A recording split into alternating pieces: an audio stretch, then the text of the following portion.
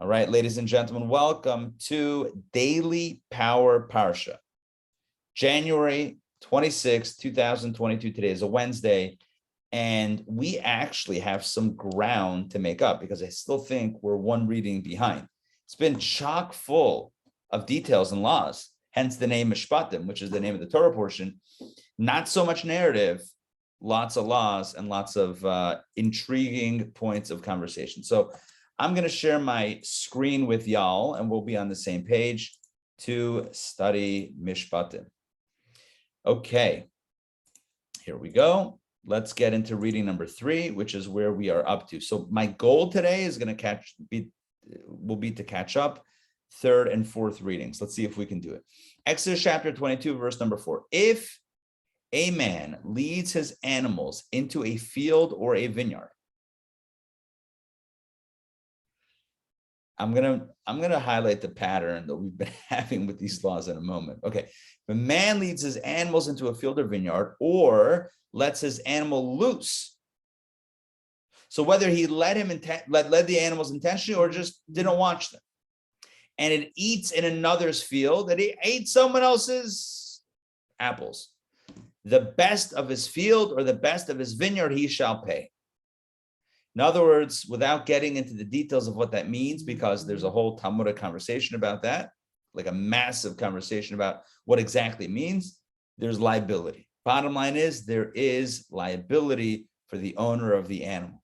So if your animal goes and eats your neighbor's vegetables and their whatever, you're on the hook. You got to pay for it. You're not, it's not my fault. It's my animal, like sue the animal. You're on the hook for what the damage that the animal causes. So the pattern that I want to point out is these are all cases. When I say all, we just did one. But I mean, going back to yesterday's conversation as well, these are all cases of forms of damage that incurs a liability. So whether it's you,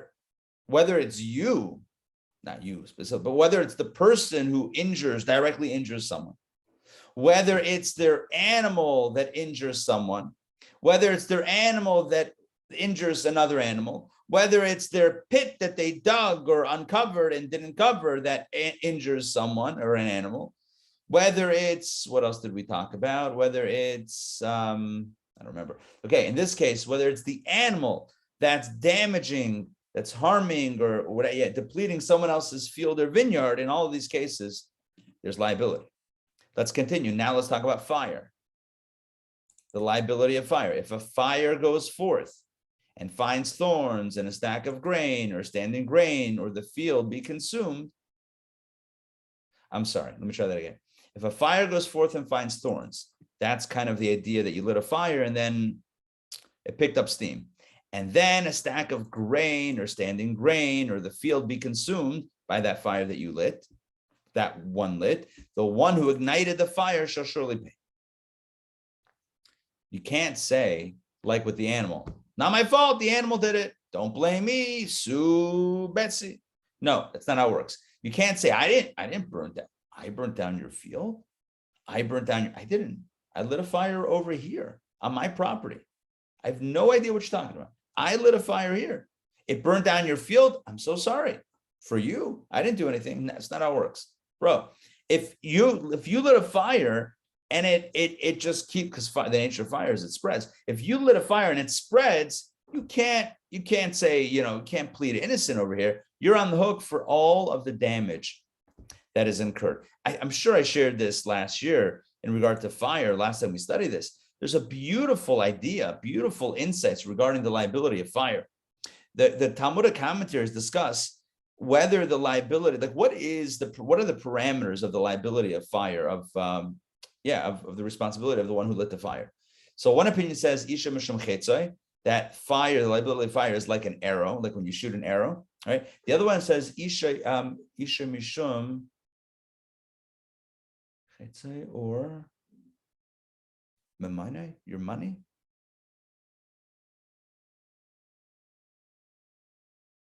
Or Yadai. It's like your hand is doing it. I forget already okay, I'm forgetting now the dispute. But one says, it's an interesting concept. It's like when you shoot an arrow. Right? So think about it. You couldn't plead innocent. Say, all I did was I pulled the arrow back and let it go. I didn't hit that thing. I didn't hurt that person. You can never say that, right? Obviously, you're responsible for that. In modern times, right? A gun, you can't say I didn't hurt that person. I just moved my finger. I just pulled the trigger. I didn't hurt that person. Of course, you pull the trigger, it causes the mechanism, whatever, and it shoots the bullet, and then it hit that person. God forbid. So the same thing is true with fire. You can't say I just lit a fire. I didn't burn down that guy's field. I didn't like set the field on fire. I just did it over here. It's not how it works. What happens here, if it spreads, you are on the hook for the entire damage. I think the other opinion is Isha Mishum Yade. It's like your hand. It's like every moment of the way, it's like you're lighting it. Every single inch that it burns, it's like you're directly lighting it all along the way, which then begs the question, how do you light Shabbat candles before Shabbat? I mean, I know how you light it, but halachically, how's that okay? Because if it's like you're constantly burning the fire, you're constantly igniting the fire, well then it's like you light it before Shabbat, but it's burning on Shabbat. The candles are, the Shabbat candles are. So it's like you're lighting a candle on Shabbat, which you're not supposed to do. So what's the deal with that? So to that, the commentators explain, no, that it is like you're doing it, but all of the subsequent unfolding of the fire, it's as if it was done in that first moment. So the entire lifespan, and this is what I want to get to, the entire lifespan of the fire retroactively is included in that first moment of combustion when you first lit that thing. So, for example, a case of arson, right? So a case of arson. I listened to a very fascinating podcast some months ago about an arson, a spree of arsons in California, Southern California.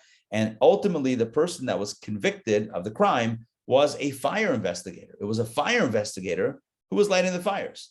It's a crazy story. Anyway, his calling card, his signature was, he took like matchbooks. He created this whole thing where it was like a slow, not sure what an incendiary device that would ignite slowly, kind of like he lit something, but then it would like take a little bit and then it would burn and then catch something else on fire and then catch something else. And he would go into like, I don't know, like fabric shops and put this device in like the bins that had, like the pillow stuffing, you know what I'm talking about? Like the foam or not down. Yeah. Not necessarily down, like the synthetic stuff, yeah. The synthetic, whatever it is, like the polyfill stuff. I think that's what it's called. Anyway, he would do that over there, and then that stuff would catch on fire, and that's like highly flammable. Maybe today it's not so flammable. I don't know if they ever, if they kind of changed the formula, but then it was like, this is, back, some decades ago. The whole thing would go up and then it would shoot up to it was like, it's crazy stuff. You couldn't say like, I didn't light the building on fire. I just lit the match on fire. It doesn't work like that. And everything that will unfold in that entire story, the entire fire, it's all included in that first act of ignition. Yeah. But there's actually you mentioned a gun. There's actually a case underway now, like Baldwin, the actor.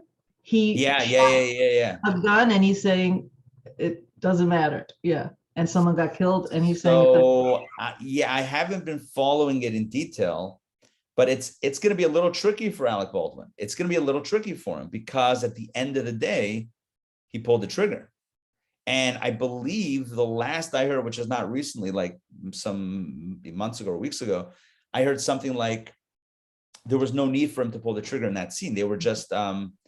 He's also not just the actor; he's the producer, so he's responsible from that way too. Yeah, well, like even in his, I'm not weighing down. I'm not qualified to. First of all, I don't know what happened. Number one, I wasn't there, and I don't hear any evidence. That this is obviously not firsthand information, and I'm not qualified to.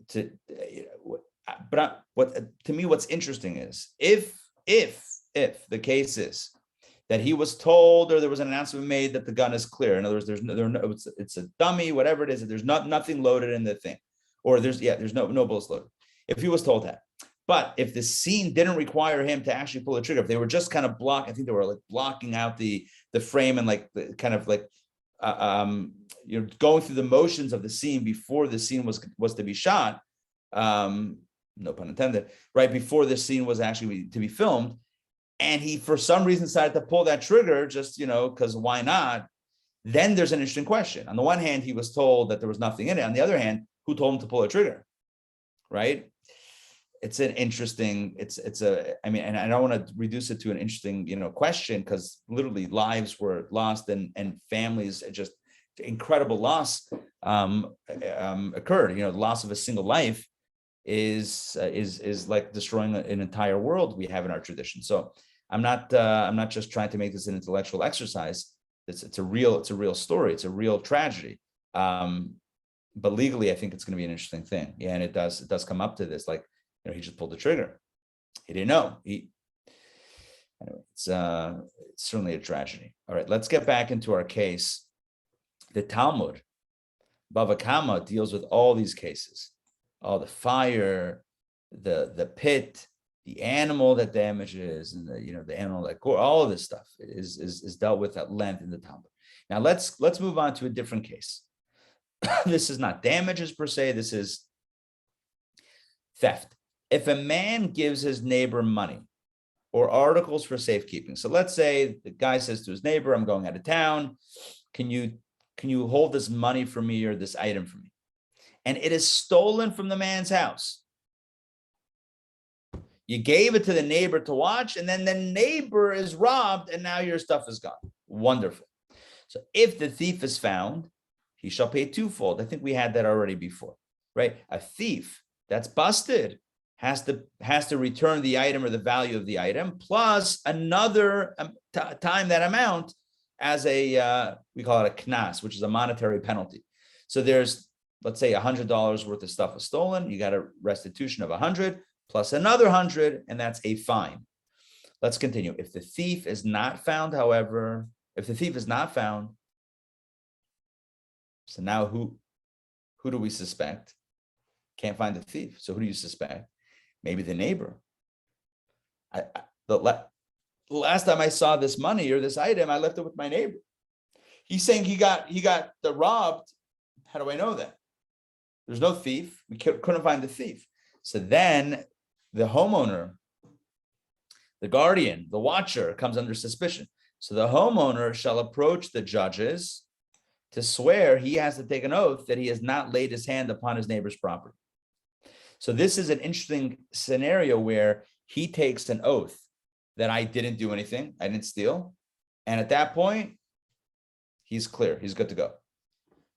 For any sinful word, for a bull, for a donkey, for a lamb, for a garment, for any lost article, concerning which he will say that this is it. I'm laughing because like the Talmud analyzes literally every verse of every word of this verse. Lay pages and pages and pages of Talmudic discourse on one verse. Anyway, for any sinful word, for a bull, for a donkey, for a lamb, for a garment, for any lost article, concerning which he will say that this is it, the pleas of both parties shall come to the judges, and whoever the judges declare guilty shall pay twofold to his neighbor. On a very simple, superficial level. Again, we're talking about theft. If the thief is busted, the thief lied. The thief said, "No, I didn't steal it," but then he's found out to have stolen. The judge declare him guilty, and he shall pay twofold to his neighbor. Oh, I'm sorry. Seems like we're still talking about the neighbor who just pocketed the item that was given to him for safekeeping. So we're not talking about there was no robbery. It was the neighbor the whole time who just kept it. And so if he's busted, if he's found guilty, then he has to pay twofold to his neighbor that gave him the property in the beginning. Let's continue. If a man gives his neighbor a donkey, a bull, a lamb, or any animal for safekeeping, hey, can you watch my donkey? And it dies, breaks a limb, or is captured, and no one sees it. No one saw how it happened. We don't know if there was negligence or not. I mean, we don't know. And the oath of the Lord shall be between the two of them, provided that he did not lay his hand upon his neighbor's property. In other words, he has to take an oath that he did not directly harm the property or kill the animal, and its owner shall accept it and he shall not pay. Again, here's a situation where there's some suspicion, but there's no proof. And so the way it works in Jewish law in certain cases, and again, this is oversimplification because there are many details and nuances to this, pages and pages, literally, of Talmudic conversation about this. But the short version is that in cases where there's suspicion, but there's no proof, whether it's the guy who leaves his neighbor some stuff to watch while he goes on vacation, or whether it's, it's actually the same case. Whether the guy claims, it's all the same scenario. The guy gives his neighbor something to watch while he goes out of town.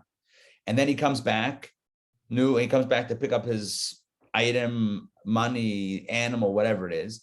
And the neighbor says, I'm sorry, either scenario A, it was stolen, or scenario B, because it's now an animal, the animal died. The animal got injured. And we don't know, was it stolen, right?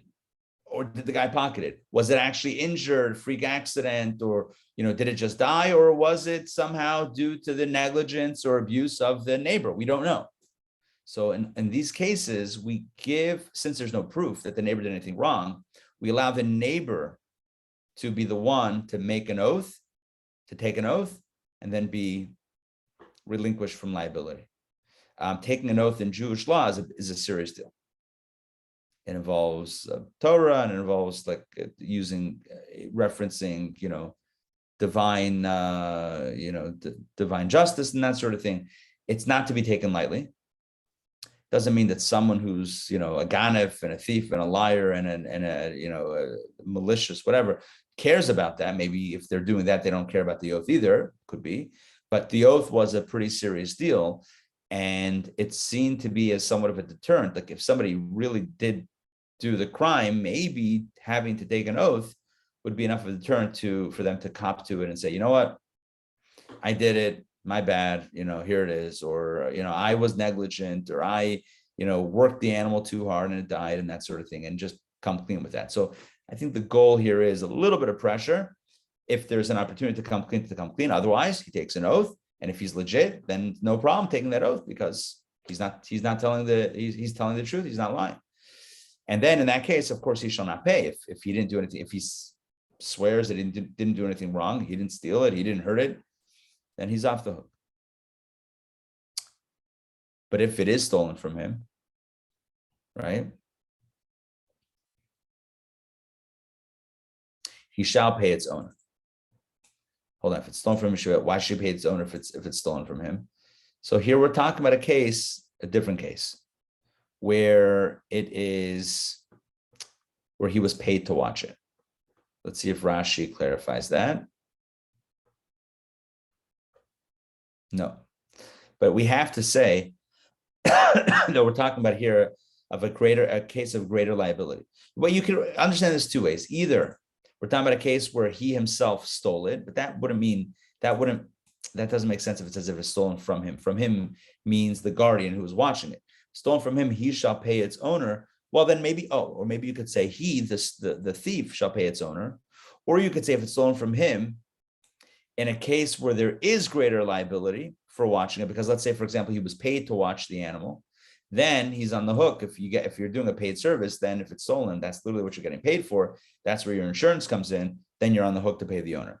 Again, I'm giving scenarios. All of these are discussed in the Talmud. These are different ways of understanding it. These verses are open-ended enough where there's a lot of room for different understandings. And in total, there are 4 scenarios of guardianship: either an unpaid guardian, a paid guardian, a borrower, or a renter. These are 4 different cases that are in all of these verses. The Talmud says you can decipher these 4 cases, and each one has a different level of liability. The unpaid guardian has the least threshold of liability. You ask someone to do you a favor, what can you really demand from that guy? I mean, you were going out of town. You asked your neighbor to do I can't even speak. You're asking your neighbor to do you a favor to watch your animal while you're gone. All right, as long as he's not like hurting the animal directly, what claim do you have? He literally did you a favor. If you pay someone to watch your item, you expect a level of service because you paid them. You literally paid them for their service. There's a much higher level of liability. If someone borrows your animal, they're on the hook for everything. You borrow it, of course you have all the liability. You rented it, maybe a little bit less liability because you did pay money for it. So you paid money to relinquish a little bit liability because the owner also gained because they got the money for the rental. So you see, there's 4 different cases of custodianship, guardianship, unpaid guardian, paid guardian, borrower, and renter. There are 4 scenarios in which one legally comes into possession of someone else's property, and each one will have a different level of liability. Okay, if it is torn apart, in other words, let's say a guy gave his neighbor an animal, and then in the middle of the night, let's say it's an outdoor animal, in the middle of the night, God forbid, a lion comes by and rips apart the donkey. What are you going to do? He shall bring witness for it. For the torn one, he shall not pay. It's not his fault. Not his fault. It's an act of God / an act of a lion. I mean, how do you prevent that? I mean, assuming he did everything right, it's a freak accident. What are you going to do? So he's not liable. And if a person borrows, now it's clear that it's a case of borrowing. If a person borrows an animal from his neighbor and it breaks a limb or dies, if its owner is not with him, he shall surely pay. So even if it breaks its limb or dies when you borrow the animal, you say, it's not my fault. I borrowed an animal. You know, the best example I can give is like borrowing a car from someone. I mean, that's a more modern example. Let's say you borrow a friend's car. Like, hey, I need a car. Can I borrow your car? Yeah. And then you're driving down the street. You're not driving recklessly, but suddenly something happens to the car. The car stalls. It doesn't work. Who's on the hook? It's a little bit of an uncomfortable scenario, right? It's a little bit of an awkward thing because, like, on the one hand, the guy just borrowed it now, and you want him on the hook for the repair of the car. That's one argument. The other argument is, yeah, you borrow the car, you take all liability. I mean, even when you rent the car, you're paying them money. You still are on the hook for liability, for insurance, for any damage that happens to the car, unless you have insurance. That's why we have insurance. You get it through them, through your own insurer, whatever. The point here is, when you borrow an animal, no matter what happens, you're on the hook for it. Accident, no accident, doesn't make a difference. He shall surely pay. But if its owner is with him, then he shall not pay. That's a wrinkle.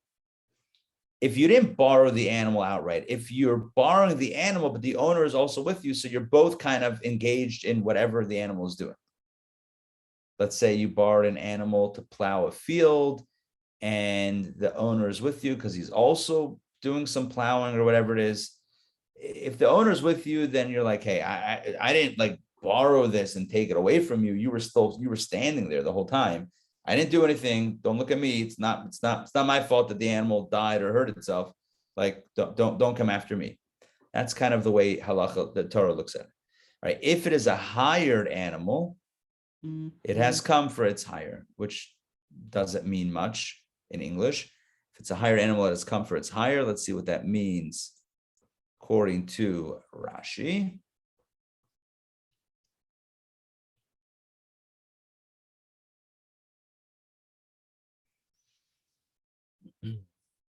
Yeah, it means there's a different level of liability. It's not borrowed, but it's hired. Hired means it's rented. You paid money for it. So you're not borrowing it for free. You're renting it for cash, right? So that's the point. He does not have the status of a borrower to be liable for accidents beyond his control. When you borrow, you're on the hook for all liability. You borrowed something, no matter what happens, you got to pony up the cash. If you rented, it's a little bit different. But what is his status? Is it like an unpaid custodian or like a paid custodian? So there's a difference of opinion. Rabbi Meir and Rabbi Yehuda. We're not going to get into this now. Again, Talmud, Bava Metzia, is Bava Metzia, not Bava Kama, Bava Metzia, 90b. That's where that dispute is described at length. Okay, let's continue. Again, we're going to try to cover some ground today. Here we go. If a man seduces a virgin who is not betrothed and lies with her, he shall provide her with a marriage contract as a wife. Of course, we can wonder what's with the marriage thing. The idea here is that it's kind of, obviously she doesn't have to marry her. She doesn't have to marry him. She doesn't have to agree. But if she agrees, then he is encouraged by law to marry her, because the understanding is it might be hard for her, again, back in the day, whatever, to find a husband in this scenario. So if he was already, he was with her, so then he should marry her. Now, if her father refuses to give him to her in marriage, he shall weigh out money according to the dowry of the virgins, which means that the guy has to kind of recompense for. I mean, look, we're talking about it seems like a consensual situation. Nonetheless, maybe we should look up Rashi here and see some clarification on what the monetary situation is going on. He speaks to her heart until she yields to him. So it seems like it's not fully consensual. There's a little bit of persuasion here. According to the dowry of the virgin, which is fixed at 50 silver shekels. In the case of one who sees a virgin and forcibly lies with her, it says 50 shekels. Okay. Again, it doesn't seem like a case of forced assault. Nonetheless, there is some measure of financial obligation here, even if he's not marrying her. That's what it seems like. Okay, let's continue inside. You shall not, again, just moving across the spectrum of various laws, you shall not allow a sorceress to live. Someone who practices sorcery, which is akin to idolatry, conjuring up, I don't know if the right word is conjuring, but summoning spirits and forces, which the Torah prohibits, that is something that is not okay in Jewish law, and even potentially a capital crime if it involves anything that smacks of idolatry, which is idolatry is a capital crime in Torah. Verse 18, whoever lies carnally with an animal shall surely be put to death. So that is also a capital crime to be intimate with an animal. Next, he who slaughters a sacrifice to the gods shall be destroyed. I guess that would also mean death penalty, to bring a sacrifice to idols, except the only valid sacrifice is to the Lord alone, is to Hashem. All right, again, moving laterally, moving quickly through various themes. You shall not mistreat a stranger, nor shall you oppress him, for you were strangers in the land of Egypt. So no mistreatment, no oppression. Why? You were strangers. The message here is you should be able to relate to what it means to be a stranger, and therefore don't harm, don't take advantage of, etc., the stranger. Let's continue verse 21. You shall not oppress any widow or orphan. Again, a sensitivity to the one who might be a little bit vulnerable. Do not oppress a widow or the orphan. Number 22, if you do oppress him, beware. Here's a warning. God calls out a warning. For if he cries out to me, I will surely hear his cry.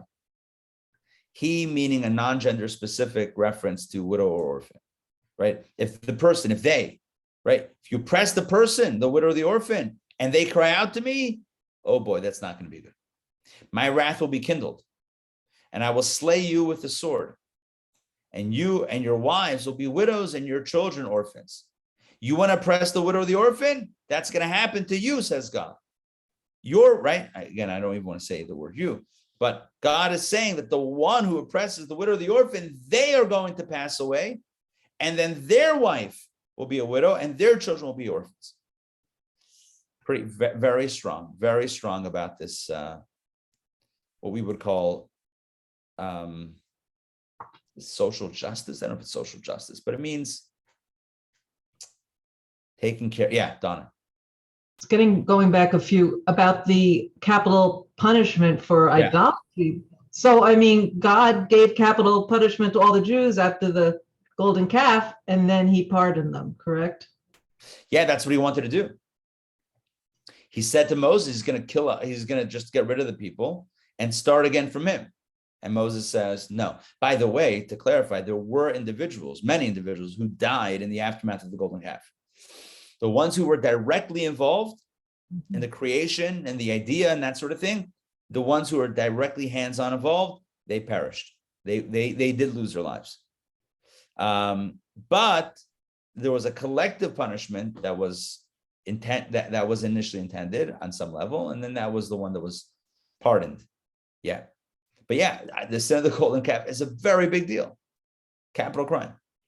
All right. When you lend money, now again, just moving across the spectrum here. When you lend money to my people, to the poor person who's with you, you shall not behave toward him as a lender, i.e., you shall not impose interest upon him. I read an article. I didn't read the article.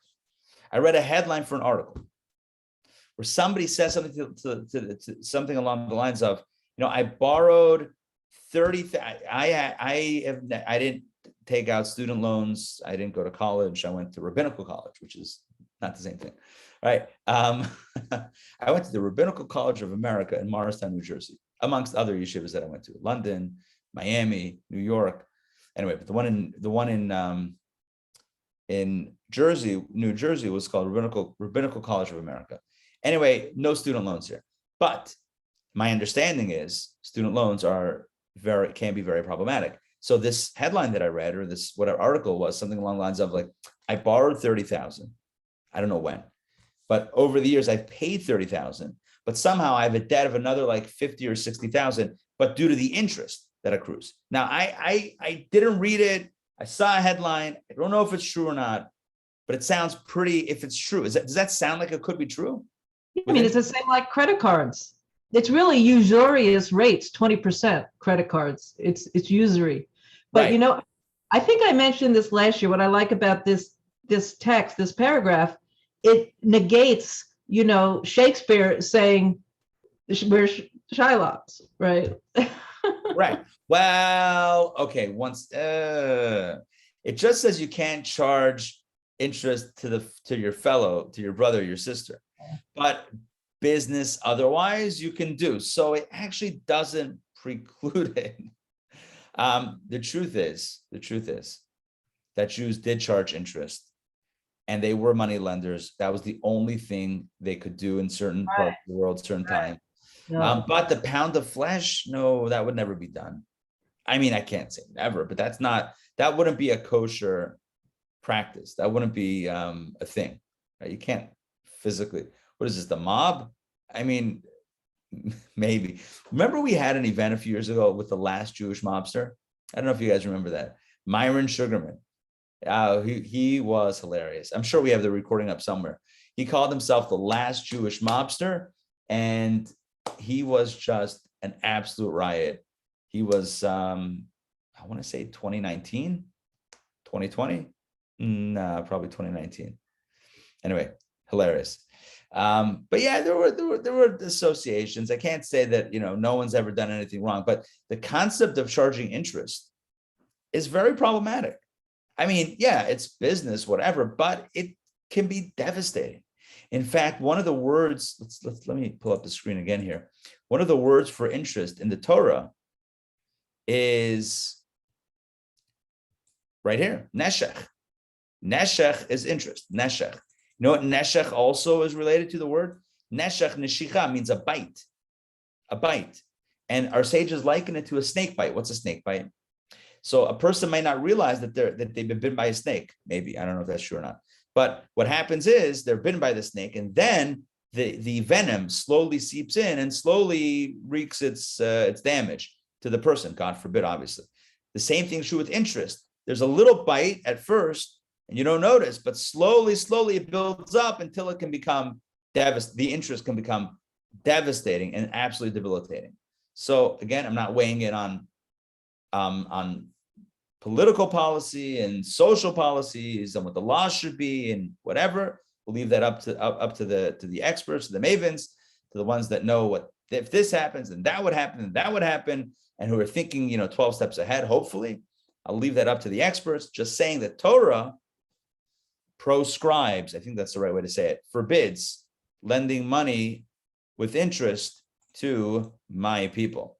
Let's continue. If you take your neighbor's garment as security on a loan, let's say, again, moving in a different direction a bit. So you lend someone money and you give them a garment as collateral. Until sunset, you shall return it to him. That means that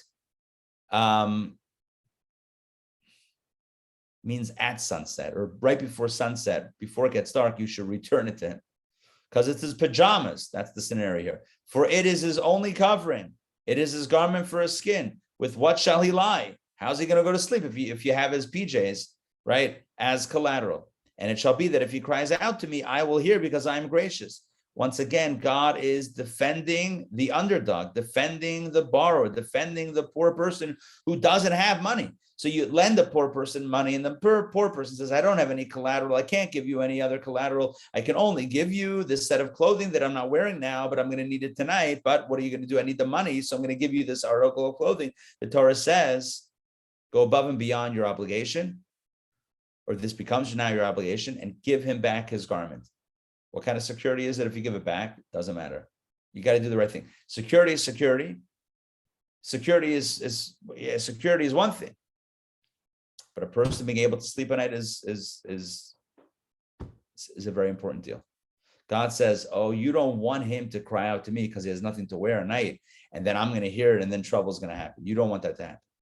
Better you give him the security back and figure out the loan some other way than him cry out to me. Okay, reading 4. Got a few more minutes. Reading 4. Oh, it's short. Okay, good. Relatively short. You shall not curse a judge. Neither shall you curse a prince among your people. So those in power, those in positions of authority, it might be tempting to curse them, a judge, a prince, whatever. Torah says don't. Your fullness offering and your heave offering, you shall not delay. The firstborn of your sons you shall give me. Let's understand this. This refers to Bikurim. The fullness offering means when your produce becomes fully ripe. That's the first fruits, Bikurim. The first fruits you have to bring to the temple. So God is basically saying, make sure you don't delay bringing those. Heave offering refers to the Truma, the first offering of the produce, which is given to the Kohen. So there's the Bikurim, the first fruits, and then Truma, which is also a percentage of the produce given to the Kohen. You shall not delay. You shall not alter the sequence of their separation by delaying what shall come first and advancing what shall come later. Namely, one may not advance Truma before Bikurim or tithes before Truma. There's an order. First Bikurim, the first fruits, then Truma for the Kohen, and then Meiser, tithing for the Levite. So first you have the Bikurim, which goes to the Bikurim goes, I guess, to the first fruits are eaten by the owner in Jerusalem, actually. So whatever it is, first Bikurim, then Truma to the Kohen, then Meiser to the Levi. Firstborn of your sons you shall give me. Rashi says, no, you don't have to actually bring your firstborn child, although maybe you do, but then you redeem him from the Kohen with 5 cells, 5 coins. We do this today. Till today, we call this a pidyon haben. We have experience with that. We did Nassan. We got him pidyon haben up. Okay, let's continue. So shall you do with your cattle and your sheep. 7 days it shall be with its mother. On the 8th day you may give it to me. And you shall be holy people to me. All of the above makes us holy. And flesh torn in the field you shall not eat. It's not kosher. It has to be slaughtered in a certain way. Rather, you shall throw it to the dogs. And here the Torah takes compassion on the dogs. I should mention parenthetically, the Torah specifically calls out the dogs. If you have non-kosher meat, feed it to the dogs. Take care of the dogs. Why? It says in gratitude to what the dogs did during the Exodus. The night of the Exodus, death was all around Egypt. And yet it says, and we read it a few weeks ago, that whole night, no dog barked, made any noise in the Jewish neighborhood. So as gratitude to the dogs for not barking, we give scraps of meat, any non-kosher meat, no problem, feed it to the dogs. The Talmud says, by the way, that when you feed a dog, a stray dog, be careful that it doesn't get too attached to you. Because if it gets too attached to you, you're going to be feeding that dog forever, and you may not want to do that. So the Talmud gives like good advice about how to make sure that dogs don't get too attached when you feed them. But you're supposed to feed dogs, stray dogs, whatever. Feed them as a repayment. Also, what's interesting is the Talmud says, that same piece of Talmud, I forget which tractate it is, I was learning it recently. Talmud says that a pig, you never have to feed a pig. Why? Because a pig will eat anything and everything. A pig takes care of itself, very self-sufficient. A dog is a little bit pickier. So a dog, you and I, we should go out of our way to make sure we hook up the dogs with some food. All right, back inside. Cats, what about cats? Doesn't discuss in that conversation. Dogs and pigs are discussed, but not cats. Okay, back inside. Exodus chapter 23. You shall not accept a false report. Someone's testifying falsely in court. Don't accept it. Do not place your hand with a wicked person to be a false witness. Don't join up with someone else. Don't tag team on presenting false testimony. So if you're a judge, make sure you're not accepting a false report. In other words, interrogate the witnesses, cross-examine the witnesses, make sure that it's not a false report, number one. Number two, if you're tempted to join up, because you always need two witnesses, if you're tempted to tag team with someone else and produce false testimony, don't. Next, regarding judges, you shall not follow the majority for evil. You shall not respond concerning a lawsuit to follow many to prefer justice. Just because many are doing it doesn't mean that it's right.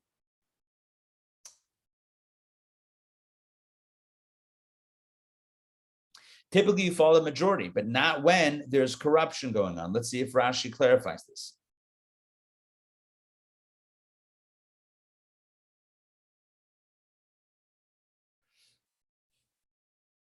I see. Interesting. Okay, let me share with you the first thing that Rashi says. These are very long Rashis that are called from very long Talmudic discourse. So one way to understand this is you shall not follow the majority for evil when it comes to a verdict of guilt, for example, or not for example, when it comes to a verdict of guilt, for example, in a capital case, if the majority of the judges, there are 23 judges on a capital case, if 23 judges, the majority of 23 say guilty, that's not enough. There has to be at least a 2-vote majority. Let me break this down. 23 judges, 12 say guilty, 11 say innocent. In America, it's a hung jury. Even if there's one that says, innocent, it's a hung jury. You have to have a unanimous verdict, but either way, in the American system, not in the Jewish system. Acharei Rabbim Lahatais tells us, this last phrase tells us you follow the majority. But the first part of the verse tells us you should not follow the majority for evil. What does that mean?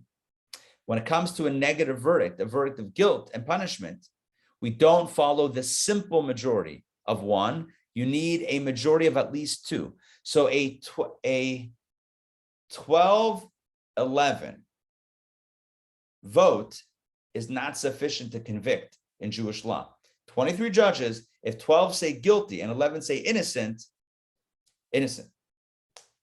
because you need 2, at least 2. You have to have at least a 13-10.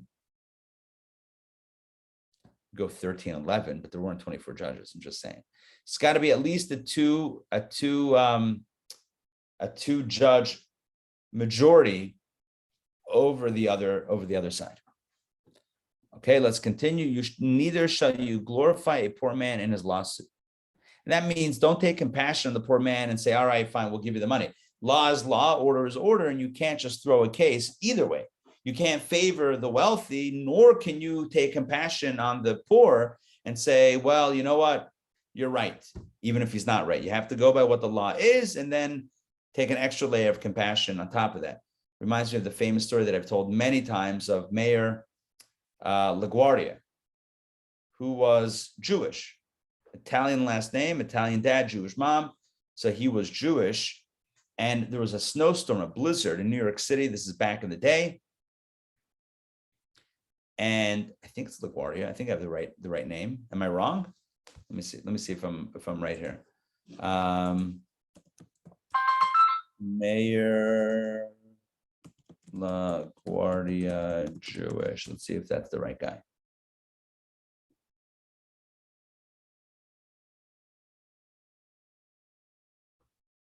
Yeah. I think he was Jewish. Yeah. He didn't consider himself necessarily Jewish, but his mother was Jewish. That makes him Jewish.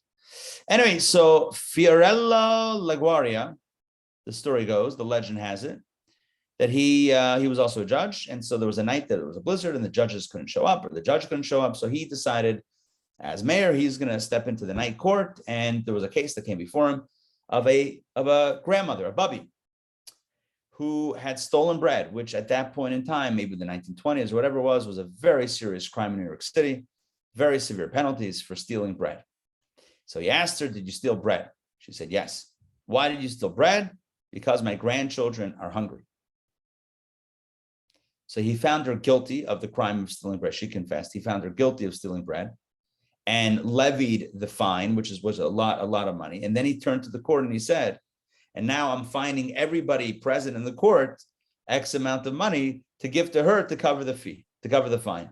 Why? For living in a city, for being okay to live in a city in which children are starving.